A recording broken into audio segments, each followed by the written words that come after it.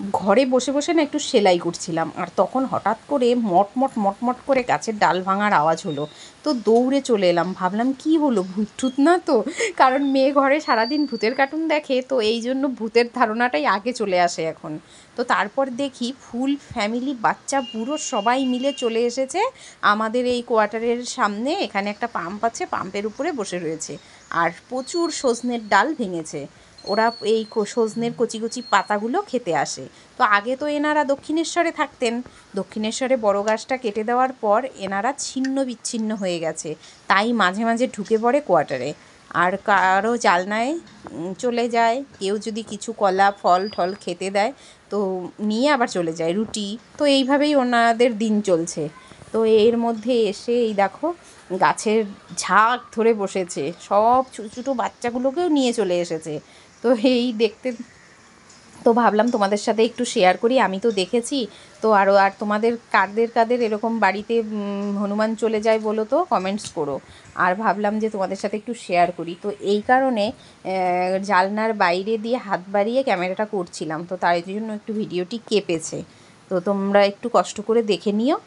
আর আজকে এই তামাশা দেখতে দেখতে রাইকে নিয়ে ওর একটু জেম্মার ঘরে গেছে, ওরেই ওপরে। তো ওখান থেকে এসে দেখি কি হলো, সেটাই আজকে তোমাদের সাথে শেয়ার করব, চলো দেখে নাও।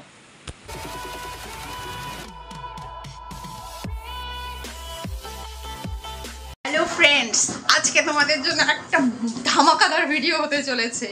আমি ছিলাম না ঘরে, আমি এই এলাম, এসে দেখি তোমরা দেখতে পারবে, চলো দেখে নাও তাড়াতাড়ি কি হচ্ছে।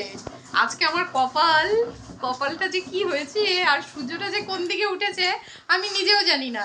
তো চলো, এই দেখো, বুঝতে পেরেছো? দেখো, আমি তো পুরো অবাক হয়ে গেছি।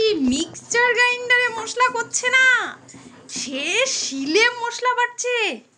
কেন গো, কি রান্না করবে তুমি? তুমি আজকে কিচেনে দেখো কি অবস্থা।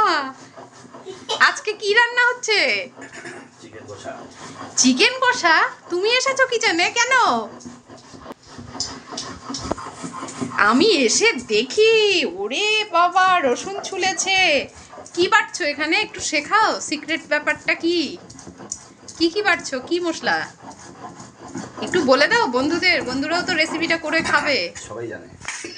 সবাই জানে, একটু তোমার থেকে শুনতে চাই, তোমার রেসিপিটাও একটু নিউ কিছু হতে পারে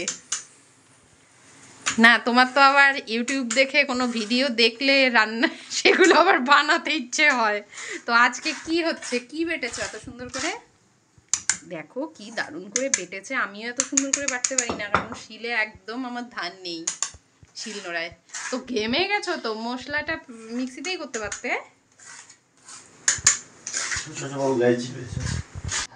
কি আছে এখানে?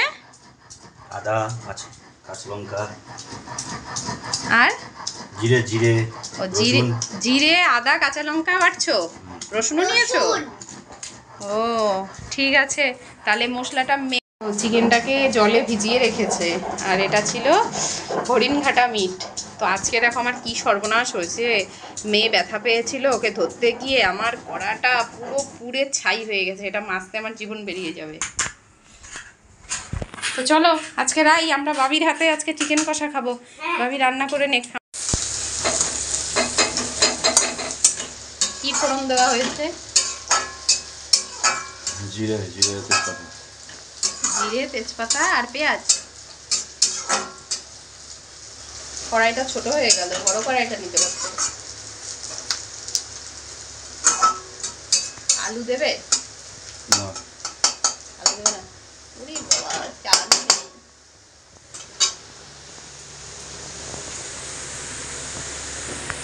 বাবা এত সুন্দর স্মেল বেরোচ্ছে, আর থাকতে পারলাম না।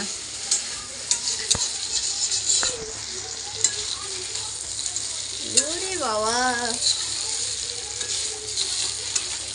আমার যেন জিভ লক লক করছে। তেল ছিটে।